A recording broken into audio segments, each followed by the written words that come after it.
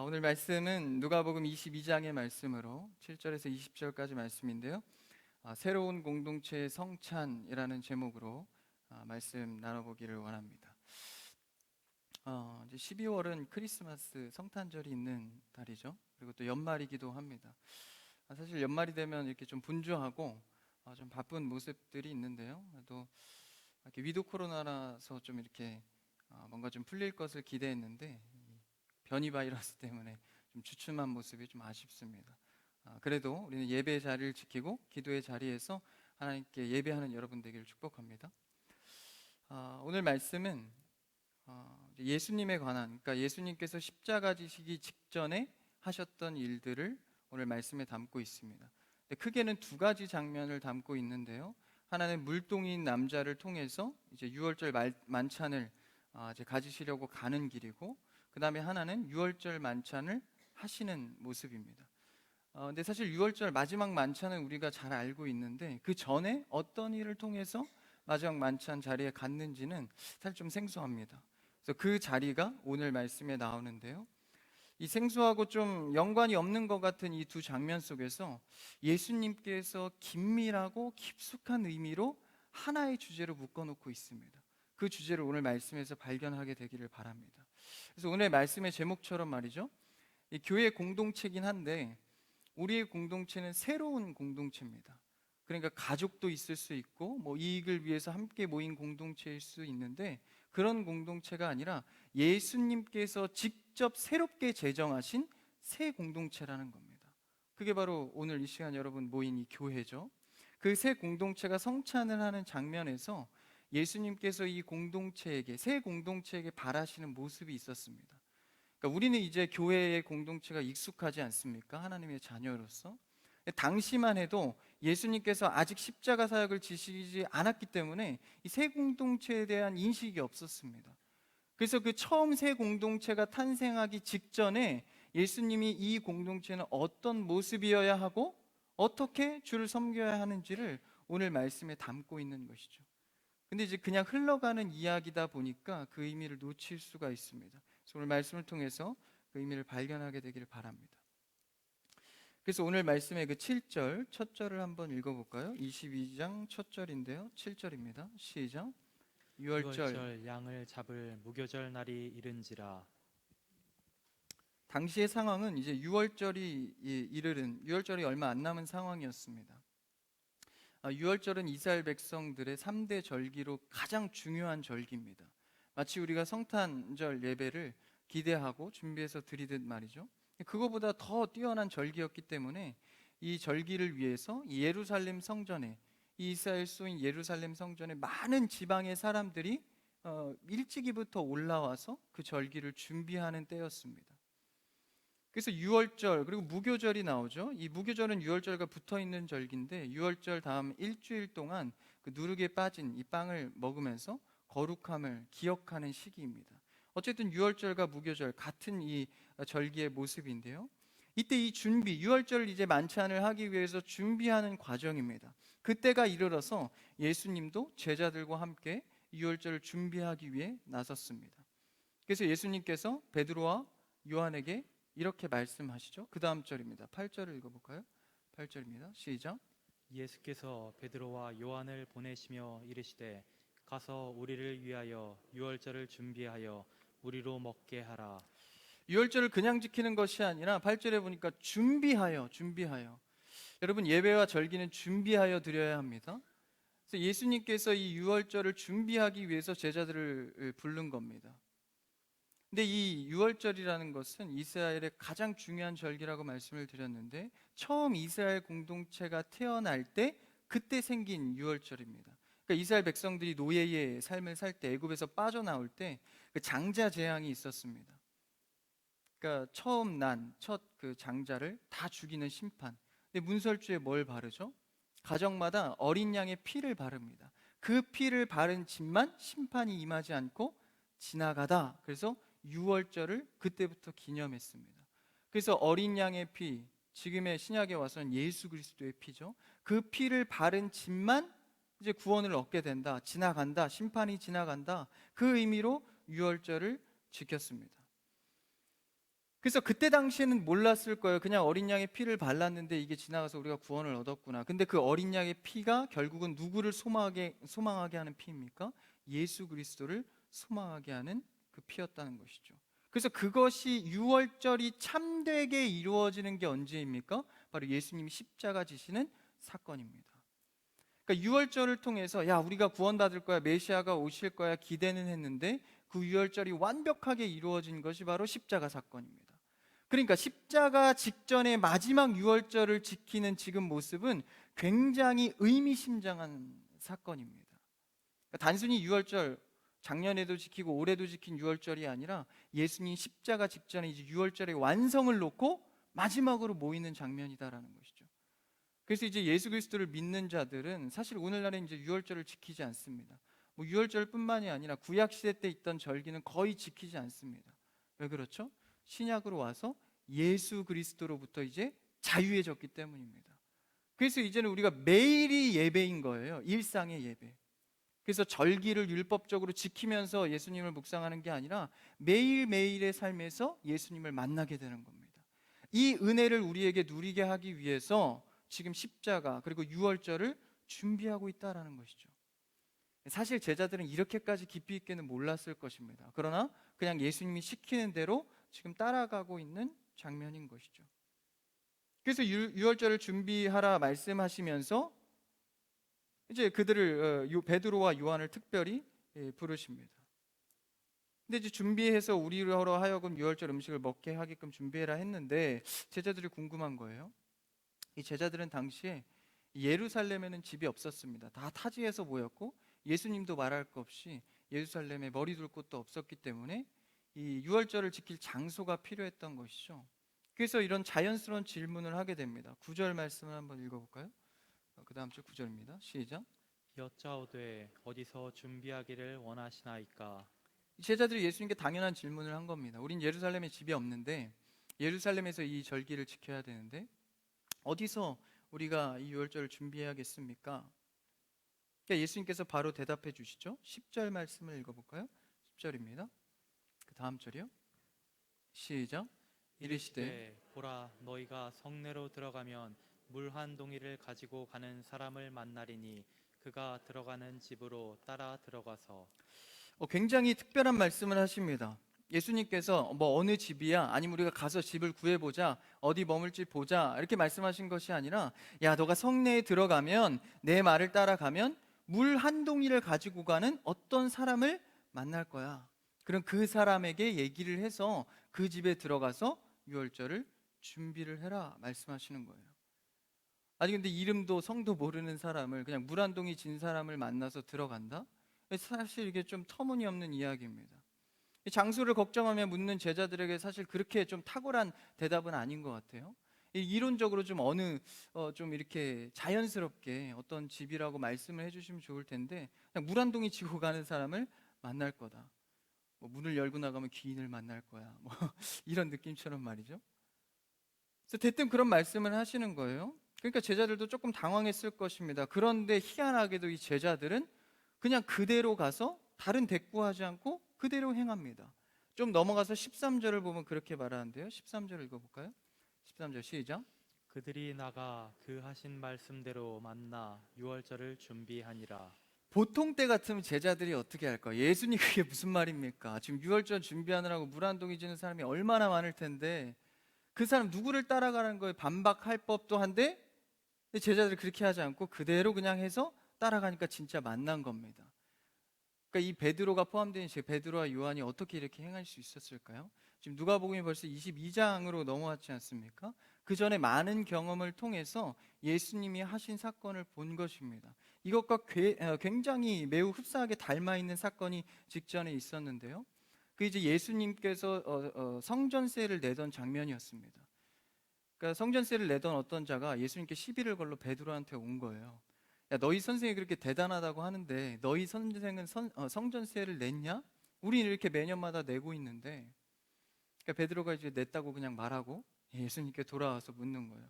아, 이렇게 따지는 사람이 있는데 이거 어떻게 해야 됩니까? 예수님 뭐라고 하시죠? 야, 왕의 아들이 성전세 세금을 내는 경우가 있냐? 난 하나님의 아들로서 낼 필요가 없다.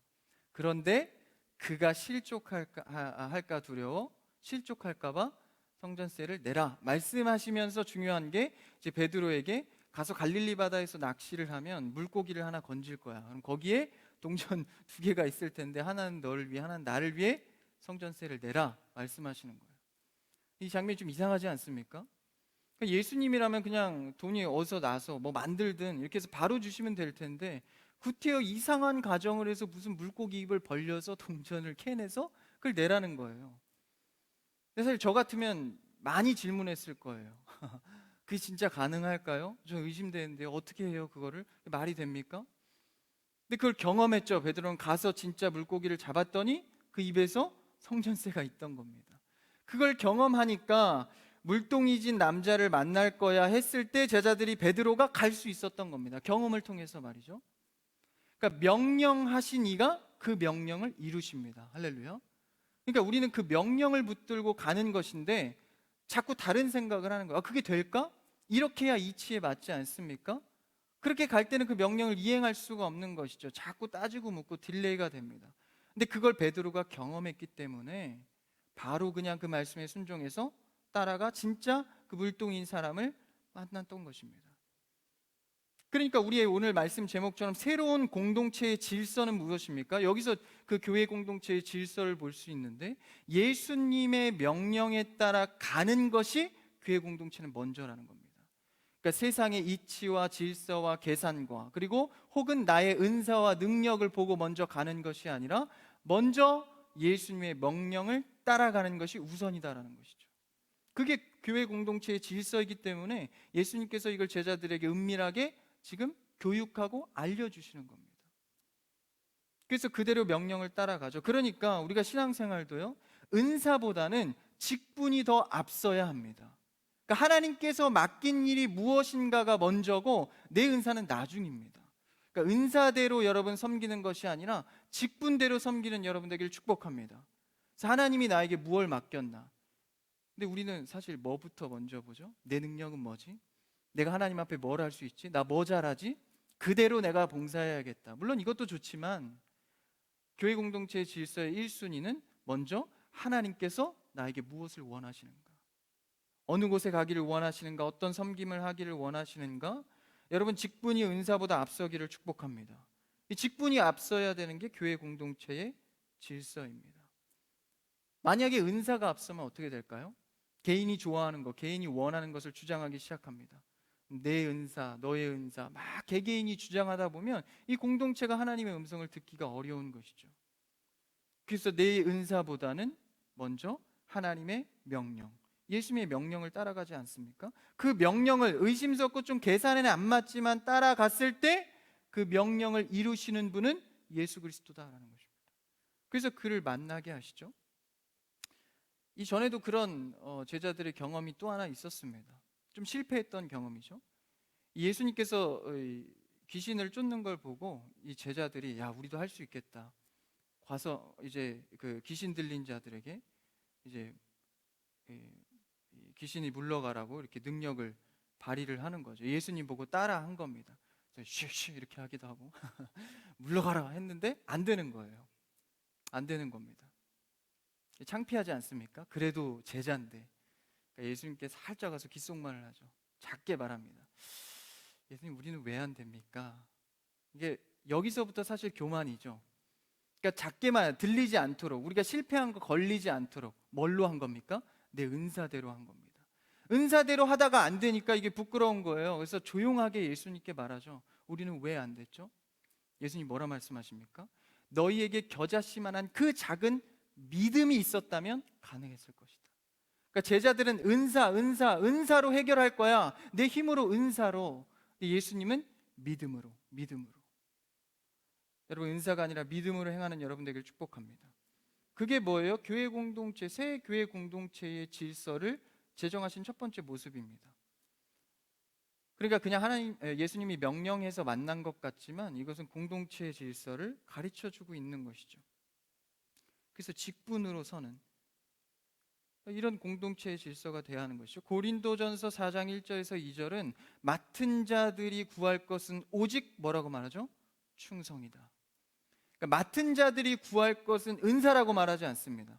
맡은 자들이 구할 것은 오직 충성이다. 그러니까 믿음으로 하라는 거예요. 그러면 은사는 그 뒤에 부어주신다라는 겁니다. 직분으로 먼저 순종하고 아멘으로 가면 은사는 부어주십니다. 저도 교회 봉사하고 섬길 때 제 은사 따라 한 것이 거의 없습니다. 그냥 직분 따라, 그냥 교회 환경 따라 원하는 곳에 그냥 저는 배치됐습니다. 그러다 보니까 어느새 제가 10년 전을 돌아보면 저에게 지금 많은 은사들이 쌓여 있더라고요. 그러니까 저는 은사를 구하지 않았습니다. 그냥 그 직분에 충실하니까 은사는 뒤따라오는 겁니다. 여러분, 은사도 많이 구해야 되지만 그 전에 직분의 자리를 먼저 사모하시기를 축복합니다. 2022년도가 다가오고 있죠. 직분 신청하는 게 있더라고요. 이 직분이라는 것은 권사님, 집사님 그것만 직분이 아니라 이 봉사자, 맡은 자 이런 것들이 다 직분입니다. 많은 직분을 감당하시기를 축복합니다. 지원하시고, 참고로 교육부가 많이 부족합니다. 교사로 지원을 많이 하시기 바랍니다. 사실 오늘 설교의 자리에 쓸 때도 1, 2부 때 목사님께서 이 부담을 한껏 주시고 제주도로 떠나셔서 제가 사실 마음이 무겁게 썼습니다. 근데 그럼에도 불구하고 제가 자신감 있게 말씀을 전할 수 있는 것은 저는 지금 은사로 전하는 게 아니라 직분으로 전하고 있는 것입니다. 말씀은 전하는 자의 직분으로 전하는 것이죠. 그걸 예수님께서 제자들에게 알려주기 위해서 갑자기 희한하게 물고기 입에서 세금이 나올 거야, 혹은 갑자기 어떤 사람이 물동이를 이고 갈 건데 그 사람을 따라가면 돼, 이런 말씀을 해주는 거죠. 사실 당시에 물동이를 지고 가는 남자, 사실 여기선 사람이라고 하는데 원어의 이 단어를 보면 남성 주격으로 되어 있습니다. 그러니까 남자라는 거죠. 당시에 남자는 물동이를 이지 않았습니다. 보통 여자들이 이고 남자는 물을 기를 때 가죽 부대로 했습니다. 남자는 힘이 세니까 가죽 부대에 가득 담았고 물동이 작은 거는 여성들이 감당을 했던 것이죠. 근데 여기서 남자가 물동이를 이고 간다는 거예요. 그러니까 발견하기 쉽겠죠. 예수님이 이렇게 알려주는 겁니다. 그래서 그 사람을 만났을 때 그 여자의 집에 가서 이렇게 유월절을 준비하라는 것이죠. 근데 여기서 또 공동체의 움직임을, 세밀함을 주님께서 움직이신 게 뭐냐면 그 유월절 장소를 미리 예수님께서 말하지 않고 갑작스럽게 제자들을 모아서 야, 물동이 이는 남자를 만날 거야 하면서 급작스럽게 이 장소를 말씀하시거든요. 그랬던 것은 바로 직전의 말씀에 22장 첫 초반절에 보면 유다가 배반을 합니다. 그래서 예수님을 잡아갈 타이밍을 궁리하게 됩니다. 당시에 유다도 같이 있었겠죠. 그러니까 유월절 만찬을 반드시 하고 십자가를 져야 되는데 유다가 갑자기 이 타이밍을 잘못 맞춰서 유월절 전에 예수님을 잡아가면 어떡합니까? 그러니까 예수님께서 그 타이밍을 주지 않기 위해서 갑작스럽게 장소를 설정하는 거예요. 그러니까 제자들도 알지 못했던 이런 공동체 움직임에 세밀함이 있는 거죠. 교회 공동체는 항상 영혼을 생각해서 세밀하게 움직여야 됩니다. 예수님이 이렇게 디테일하게 돌보시지 않습니까? 그 첫 번째, 이제 직분대로 행하는 그런 모습을 훈련하시고요. 새 공동체 질서를 말씀하시고, 그 다음에 또 두 번째는 무엇이 있을까요? 11절, 12절을 한번 읽어볼까요? 11절입니다. 시작. 그 집주인에게 이르되 선생님이 내게 하는 말씀이 내가 내 제자들과 함께 유월절을 먹을 객실이 어디 있느냐 하시더라 하라. 그리하면 그가 자리를 마련한 큰 다락방을 보이리니 거기서 준비하라 하시니. 그 물동이인 남자를 따라 들어가서 그 집주인에게 가면 그 집주인에 가서 이렇게 말하라는 거예요. 11절에 보니까 야, 예수님이 이렇게 말했다. 내 제자들과 함께 유월절 먹을 객실이 어딨냐? 좀 당당하죠? 객인데, 손님인데 내 묵을 곳 어딨습니까? 약간 내놓으라는 식으로 이렇게 말하라는 거예요. 12절에 보니까 그리하면 그 자리를 또 이 주인은 마련해 줘요. 이게 왜 이런 현상이 나타날까요? 당시의 유대인들은 이 나그네 환대법이 있었습니다. 그래서 나그네들이 굶주리고 묵을 곳이 없으면 누구라도 초대를 할 수 있는 거예요. 그게 나그네 환대법입니다. 그걸 하지 않으면 이 유대인들은 수치로 여겼습니다. 그러니까 마을에 누가 나그네나 손님이 들어왔을 때 서로 이렇게 챙기려는 모습이 있었던 것이죠. 이게 뭡니까? 이게 교회가 회복해야 될 큰 공동체의 제목입니다. 나그네 환대법이 말이죠. 그래서 유월절 모임을 시작함에 앞서서 뭐로 모였습니까? 이들은 환대법 가운데 모인 겁니다. 환대법을 활용해서 모인 거예요. 뭐 예수님이 장소 하나 마련하지 못하겠습니까? 왜 괜히 남의 집에 환대를 받아서 이렇게 갈까요? 그러니까 이 새 공동체의 언약을 시작함에 있어서 이 환대법을 적용해서 모임을 시작하는 겁니다. 여러분, 우리 교회 공동체의 모임은 항상 객이든 누구든 굶주리는 자를 환대할 수 있는 공동체여야 합니다. 그래서 우리는 믿는 자들만 위한 공동체가 아니라 믿지 않는 이웃들을 위해서도 전도도 하지만 구제도 하고 섬김도 하고. 왜 합니까? 예수님께서 새 공동체를 이렇게 제정하셨으니까 우리가 따라가는 겁니다. 그래서 그 나그네 환대법과 그리고 명령을 따르는, 직분에 따라 명령을 따르는 그 훈련을 시키시고 이제 본격적으로 유월절 만찬을 가지십니다. 한번 14절 마지막 만찬 장면을 읽어볼까요? 14절입니다. 시작. 때가 이름에 예수께서 사도들과 함께 앉으사. 이제 유월절이 이르렀습니다. 14절 표현으로 때가 이름에 이렇게 말하고 있죠. 그 다음에 예수께서 이제 사도들과 함께 앉으십니다. 근데 사실 사복음서에서는 사도란 말을 그렇게 많이 쓰진 않습니다. 누가복음에서는 좀 쓰긴 하는데 거의 쓰지 않아요. 보통 어떻게 표현하죠? 제자들이 나와서. 근데 여기서는 특별히 사도들과 함께라고 표현하고 있습니다. 사도는 어떤 직분이죠? 나중에 이제 교회를 세우는 초석이 됩니다. 그러니까 교회 공동체의 시작을 알림을 표현하고 있는 것이죠.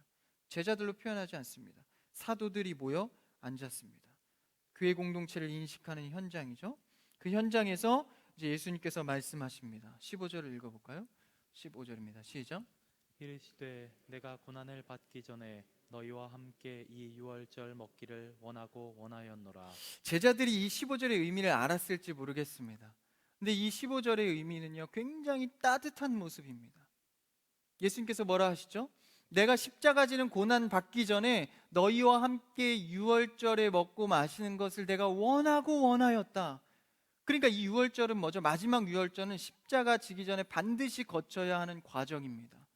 이것을 내가 원하고 원했다는 거예요. 그 말은 즉슨 이 유월절을 통해서, 이 과정을 통해서 나중에 뭘 지시죠? 십자가를 지시니까 이 십자가를 내가 고대하고 고대했다는 말을 하시는 겁니다. 너희를 위해서 내가 죽는 것을 고대하고 원했다라는 것이죠. 굉장히 적극적이고 능동적인 표현입니다. 내가 너희와 함께 먹고 마시기를 원하고 원했다. 진심으로 열망했다. 왜? 이 유월절을 통해서 나는 십자가를 질 수 있으니까, 져야 하니까. 여러분, 예수님의 죽음과 십자가는 마지못해 지신 것이 아닙니다. 적극적으로 기꺼이 그 제단에 자신의 몸을 들여서 우리를 살리신 사건입니다. 그러니까 이게 이해할 수 없는 신비입니다. 나 같은 죄인을 무엇이간데 원하고 원하여서 그토록 원해서 십자가 지기를 원했는가? 이 은혜가 아닐 수 없습니다. 웬 은혜인가, 웬 말인가, 이런 고백을 하지 않습니까? 그러니까 이런 15절, 이런 장면을 보면 이런 고백이 나오는 거예요. 야, 내가 무엇이간데 이토록 유월절 만찬을 통해서 십자가 고난을 원하고 원하셨을까? 굉장히 따뜻한 말씀인 것이죠. 여러분, 우리 교회 공동체의 인식도 날마다 우리가 예수님 안에서 모이기를 원하시고, 할렐루야, 영혼이 세워지기를 원하시고. 교회가 좋은 게 뭐예요? 이게 진심이기 때문에 좋은 겁니다. 예수님 15절에 진심이 느껴지시나요? 이 진심입니다. 그러니까 교회 공동체도 항상 어떤 이익과 내 개인적인 유익을 계산해서 사람을 대하지 않죠. 교회 공동체는 항상 진심으로 대합니다. 저가 정말 세워지기를 원하고 섬기고 양보하는 일들이 진심이라는 것이죠. 예수님 닮아가기를 축복합니다. 그런 공동체들이 세워질 때 예수님께서 원하시는 새 공동체가 세워지는 것입니다. 원하고 원하는 열망의 모습. 그래서 저도 사실 이번 연말에 정말 원하고 원했던 게 있어요. 고3 새내기들이 이제 올라오는데 그들을 위해서 성탄절 때 좀 파티 좀 하려고, 음식도 좀 하고 하려고 했는데 이제 코로나가 조금 주춤 터지면서 그게 조금 살짝 부산됐습니다. 그래서 마음이 좋지 않습니다. 이런 성도를 위하고 영혼을 위하고 원하고 원하는 마음, 이런 것들이 이 새 공동체에 굉장히 중요하다라는 거예요. 그래서 교회 역사도 그렇습니다. 교회 역사도 뭐 얼마나 많은 핍박이 있었습니까? 근데 그 핍박을 거쳐서 계속 모이기를 원하고 열망해서 오늘날 이 한국 땅에도 수많은 교회를 세우지 않습니까? 이게 새 공동체의 방법이라는 거예요. 계속해서 원하는 모습들. 그래서 예수님께서 이걸 이루어 주셨으니 우리는 무조건 감사할 따름입니다. 이토록 원하셔서 이루셨으니 말이죠. 그러면서 예수님께서 정말 중요한 말씀을 이제 해 나가십니다. 16절 말씀을 읽어볼까요? 그 다음 절입니다. 16절 시작. 내가 너희에게 이르노니 이 유월절이 하나님의 나라에서 이르기까지 다시 먹지 아니하리라 하시고. 예수님께서 이제 본격적인 말씀을 하시면서 6월절에 하나님의 나라에 이르기까지 다시 내가 이 6월절 음식을 먹지 않겠다. 그러니까 포도주와 떡을 내가 먹지 않겠다. 그러니까 우리는 성찬을 하죠. 근데 예수님은 다시 하지 않겠다라는 말이 무슨 말입니까? 이 예수님의 죽음은 한 번으로 족하다라는 것입니다. 그러니까 제사장은 어떻게 했죠? 매년 제사를 드려야 합니다. 다음에 짓는 성도들의 죄를 또 제사장이 드려서 회복받고 또 드리고 또 드리고, 그래도 안 되는 거예요. 그래서 제사장이 죽고 그 대를 이어서 또 예배드리고 드리고, 그래도 안 되는 겁니다. 근데 예수님께서는 참된 큰 대제사장이 되셔서 영단번 한 번으로 이 제사를 이루시는 겁니다. 그래서 다시는 내가 이 죽음의 피를 마실 필요가 없다라는 거예요. 그러니까 이 은혜를 먼저 제정하고 들어가는 겁니다. 새 공동체가 세워지는 것은 예수님의 단 한 번의 십자가 사역으로 완성되었습니다. 할렐루야. 그러니까 그 은혜로 우리는 족한 것입니다. 예수님께서 십자가에 다시 달릴 일이 없는 것이죠. 그래서 우리는 행위 구원이 아닙니다. 예수님의 십자가로 구원받는 것이죠. 내 의와 내 행동으로 구원이 왔다 갔다 하는 게 아닙니다. 내가 열심히 하면 구원받고 좀 덜하면 약해지고, 이게 아닙니다. 예수님께서 한 번에 완성하신 이 사역으로 우리는 구원받는 것입니다. 내 행동으로 받는 게 아니라는 것이죠.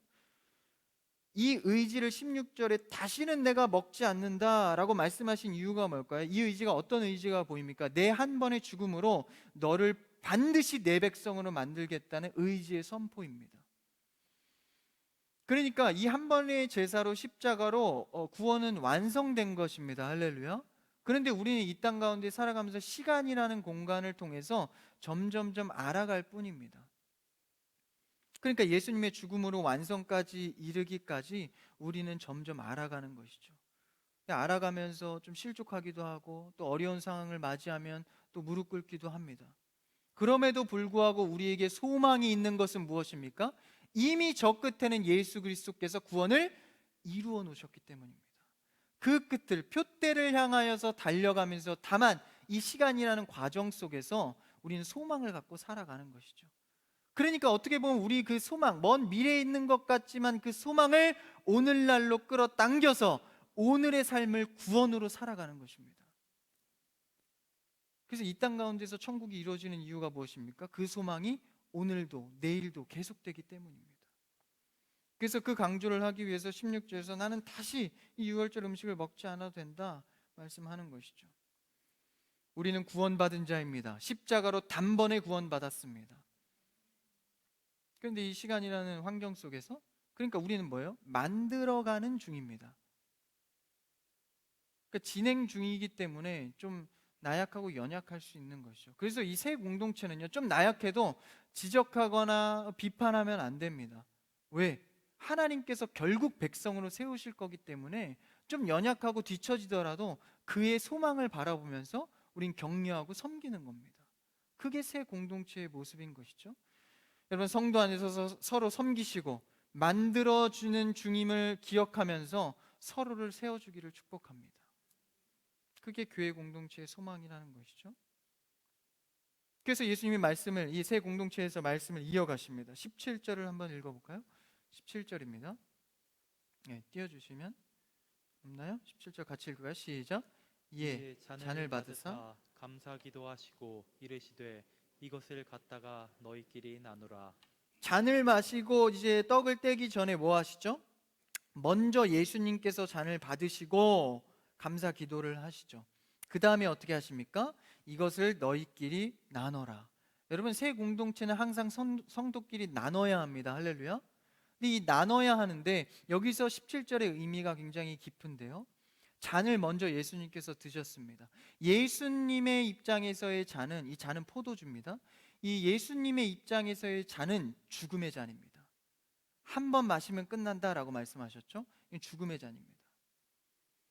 그럼 성도들, 이 제자들이 나누는 잔은 어떤 잔일까요? 똑같은 포도주인데, 똑같은 잔인데, 이 제자들이 나누는 잔은 생명의 잔입니다. 예수님이 죽음의 잔을 마심으로 너희끼리 나누라. 나누는 잔은 뭐예요? 생명의 잔이 되는 겁니다. 예수님이 죽음의 잔을 마셨기 때문에. 그러면 여기서 마시다라는 동사는 뭘까요? 이 잔은 죽음이고 예수님께서 마셨다는 것은 방법입니다. 이 죽음을 어떤 방법으로? 마시는 방법. 이 마시는 것은 십자가 사역입니다. 그러니까 예수님의 죽는 방법, 죽어야 우리를 살릴 수 있는 죽는 방법, 마시는 것은 십자가의 방법으로 하셨다라는 것이죠. 그래서 예수님께서 이제 유월절 마치시고 하나님 앞에 가서 기도하실 때 어떻게 기도하시죠? 유명한 기도죠. 무릎 꿇고 뭐라고 말씀하십니까? 이 잔을 내게서 지나가게 하소서. 단순히 십자가 지기 싫다 이게 아니라요, 잔, 죽음의 잔이 지나가다, 마시지 않고 끝나길 원합니다라는 거예요. 그러니까 십자가 지는 사역으로 말고 내가 죽을 것인데 십자가 말고 다른 걸로 하길 원합니다. 그러다가 두 번째 기도에서 뭐라고 말씀하시죠? 그런데 이 잔을 마시지 않고는 지나갈 수 없다면, 십자가가 아니고서는 해결할 수 없다면 내 뜻대로 마시고 아버지 뜻대로 하옵소서. 창세 전부터 십자가를 계획하셔서 그것을 이루셔야만 하나님의 뜻이 이루어진다면 내가 십자가를 지겠습니다. 이 명령 어디서 비슷하지 않습니까? 은사대로 하지 않고 하나님의 명령대로 예수님도 행했다라는 것입니다. 예수님의 은사대로 하면 어떻게 됩니까? 이 잔을 십자가 말고 다른 방법으로 마실 거예요. 죽더라도 좀 편한 방법으로. 근데 그렇게 은사대로 하지 않으시고 하나님의 명령대로 이행하십니다. 예수님도 예수님의 위치에서 직분대로 행하십니다. 하나님께 직분을 맡은 자로서. 이게 교회 공동체가 아까와 이어지는 것이죠. 그러면 제자들이 받은 잔은 어떤 잔이라고요? 생명의 잔입니다. 생명의 잔을 너희끼리 나눠 마셔라. 생명의 잔을 마신다. 여기서 마신다는 뭘까요? 바로 믿음입니다. 그러니까 생명의 잔을 통해서, 십자가를 통해서 우리는 뭐 하기만 하면 됩니까? 믿기만 하면 된다라는 거예요. 우리가 예수님처럼 십자가의 고통을 받을 필요도 없습니다. 그 질 수도 없습니다. 그래서 우리는 뭐 할 뿐입니까? 그 십자가, 죽음의 잔을 이미 마시진 예수 그리스도의 승리를 믿음으로 아멘 받기만 하면 되는 것입니다. 그러니까 이 얼마나 놀라운 신비입니까? 그래서 그 의미를 포함해서 17절에 말씀하시고 있는 거예요. 그 의미를 생각하면서 한번 다시 읽어볼까요? 17절 말씀입니다. 같이요, 시작. 이에 잔을 받으사 감사 기도하시고 이르시되 이것을 갖다가 너희끼리 나누라. 이제 이 17절 말씀의 의미가 달라지죠. 단순히 그냥 같이 먹자, 교제하자 이게 아닙니다. 새 공동체를 선언하는 성찬의 모습입니다. 그래서 우리가 성찬을 할 때 단순히 그냥 떡 먹고 포도주 마시면서 아 오늘은 좀 알코올이 세네 뭐 이런 게 아니라 지금 뭐 하고 있는 거예요? 새 공동체의 언약 속에서 예수 그리스도의 새 생명을 누리는 은혜입니다. 사실 요새는 이제 성찬을 하지 못해서 좀 이 은혜를 누리기가 좀 아쉬운 부분들이 있죠. 그러면서 이 성찬을 하면서 뭐 하셨죠? 17절에 감사 기도를 하셨습니다. 그러니까 유월절 식사에서 빠지지 않은 게 뭐예요? 바로 기도입니다. 기도를 하시면서 이 잔을 나누죠. 18절에 보니까 한 번 더 강조를 합니다. 한번 18절 읽어볼까요? 18절에 시작. 내가 너희에게 이르노니 내가 이제부터 하나님의 나라가 임할 때까지 포도나무에서 난 것을 다시 마시지 아니하리라 하시고. 이거 우리가 아까 읽었던 거죠. 16절에서 이루기까지 다시 먹지 아니하리라. 이거 한 번 더 강조하는 거예요. 이거 왜 강조할까요? 그만큼 예수님의 십자가의 사역이 영단번으로 이루어진다는 것을 정확히 하고 있는 겁니다. 앞에서의 의미가 뭐였죠? 너희를 어떻게 해서든 내 백성으로 끝까지 내가 책임질 거야 라는 것을 18절에서 한 번 더 강조하는 겁니다. 다시 마시지 아니하리라. 내가 너희를 한 번에 구원하리라 말씀하고 계신 것이죠. 그러면서 이것을 어떻게 하라고 말씀하십니까? 19절 중요한데요. 19절 읽어볼까요? 19절 시작. 또 떡을 가져 감사기도 하시고 떼어 그들에게 주시며 이르시되 이것은 너희를 위하여 주는 내 몸이라. 너희가 이를 행하여 나를 기념하라 하시고. 이것을 어떻게 하라고요? 기념하라, 기억하라 라는 것입니다. 이제 예수 그리스도로 인해서 절기, 율법적인 절기는 폐하여지고 새 공동체, 자유로이 우리는 예수 그리스도를 기억하여 기념합니다. 그래서 매일의 일상이 예배인 것이고 매일의 식사가 성찬이 되는 겁니다. 여러분, 식사는 어떤 의미를 갖죠? 우리의 에너지 공급원입니다. 육체가 살려면 반드시 뭘 먹어야 되죠? 음식을 먹어야 됩니다. 그래서 음식으로 공급받아야 우리는 살 수 있는 것이죠. 성찬은 뭡니까? 예수 그리스도의 살과 피로 공급받아야 나의 영이 산다라는 거예요. 그러니까 매일의 우리의 식사가 굉장히 사실 은혜로운 현장입니다. 내 육신이 예수 그리스도께서 주신 이 공급원으로 공급을 받듯이 난 오늘의 삶을 예수님의 생명의 떡과 피로 공급받아 살겠습니다. 여러분, 이게 유대인들의 식탁 예절이었습니다. 그러니까 그들은 식탁 문화에서 하나님을 다, 이 예수 그리스도의 은혜를 다 배우는 거예요. 식탁 예절을 배우는 거죠. 우리 이제 자녀들이 먼저 숟가락 들면 이런 거 이런 거 교육하지 않습니까? 근데 유대인들은 야, 이 떡과 이 포도주는, 이 음식은 예수님께서 제정하신 거야. 우리는 이 음식으로 먹고 살듯이 예수님의 떡과 예수님의 살과 피로 살아가는 존재야. 이런 교육을 하는 거예요. 그래서 떡을 뗄 때도, 여기서 떡을 떼다는 건 원어의 의미로 떼어, 으깨어, 부시다 라는 의미입니다. 그러니까 예수님의 몸을 으깨어 부셔서 우리에게 떼어 주신 것입니다. 그러니까 예수님이 잔을, 죽음의 잔을 마실 때도, 내 몸을 으깨어 떼어 줄 때도 뭐 하시죠? 감사 기도를 그들을 위해서 합니다. 그러니까 우리 성찬이나 식사 가운데에서도 사실 매일이 예배의 삶이듯이 매일의 식사도 성찬이 되어야 하는 것입니다. 그래서 기도해야 되고요. 그래서 사실 우리 크리스찬들은요, 이 식사 기도가 굉장히 중요합니다.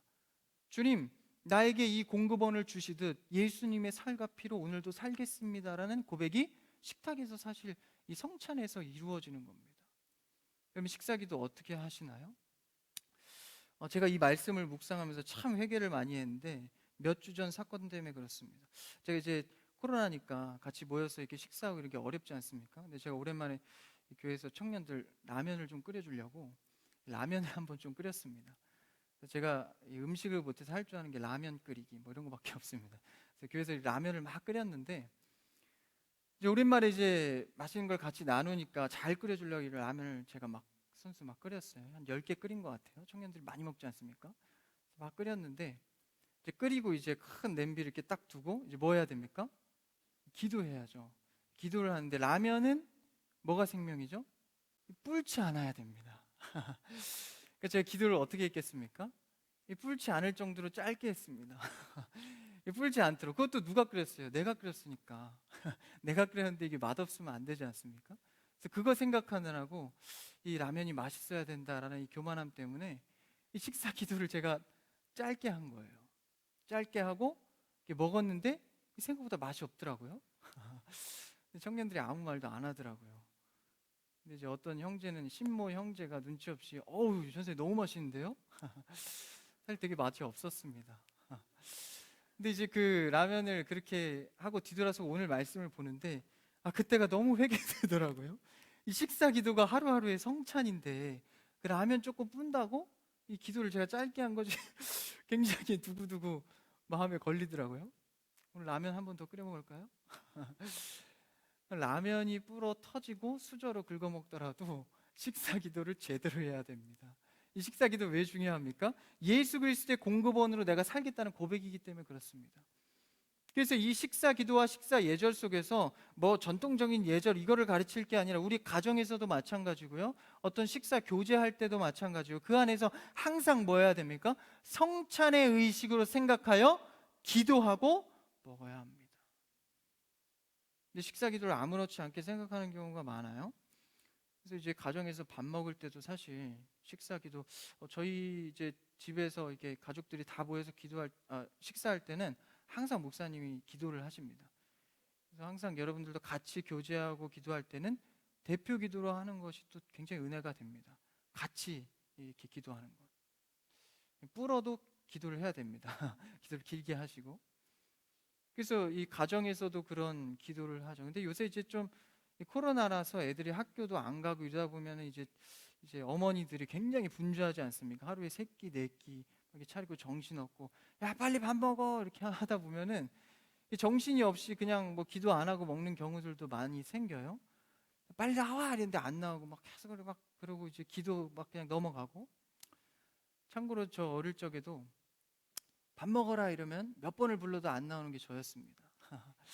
근데 이제 치영 강도사님은 한 번 부르기 전에 냄새 맡고 나오시는 분이었습니다. 그러다 보니까 이제 저는 몇 번을 불러도 안 나오니까 이제 빨리 동생 나오라고 해서 먹어라 이렇게 해서 잔소리 듣고 이러다 보니까 막 정신 없잖아요. 빨리 나와서 국하고 찌개 다 식었다. 막 이러면. 어머니들은 왜 국하고 찌개를 같이 한 상에 놓는지 모르겠어요. 국찌개 하나만 있어도 되는 거 아닌가요? 어쨌든 막 그런 상황 속에서 막 기도하고 막 이러기가 좀 짧아지는 거예요, 자꾸. 그렇죠? 근데 유대인들의 식사법은요, 항상 슬로우 푸드였습니다. 그래서 심지어 유대인들은 반쯤 누워서 식사를 했습니다. 그러니까 우리가 식사하는 1시간, 2시간, 3시간을 넘어서까지 식사를 했거든요. 그만큼 이 식탁 문화의 예절 속에서 예수 그리스도를 묵상하고 하나님의 공급원을 느꼈습니다. 그러니까 우리의 기도가 식사 앞에 그리고 하나님 앞에 어떠해야 되는지를 보는 것이죠. 그게 바로 성찬에서 나오는 이 기도의 모습입니다. 내 힘으로 살지 않겠습니다. 주님 주시는 살과 피로 살겠습니다. 여러분 가정에서도 이 새 공동체는 항상 매일이 예배이고 매일이 성찬이 되기를 축복합니다. 그렇게 예수님께서는 새 공동체를 제정하신 것이죠. 그래서 예수님의 은혜를 가르치는 현장이 식탁이었습니다. 유월절 만찬이었습니다. 그러니까 단순히 그냥 예수님이 십자가 지시고 모여서 그냥 식사 교제한 것이 아니라 정말 일대의 유월절, 마지막 유월절의 만찬을 예수 그리스도의 피값으로 훈련시키고 있는 것입니다. 예수님은 우리의 양식이 되어 주십니다. 식사 기도를 여러분 조금 늘리세요.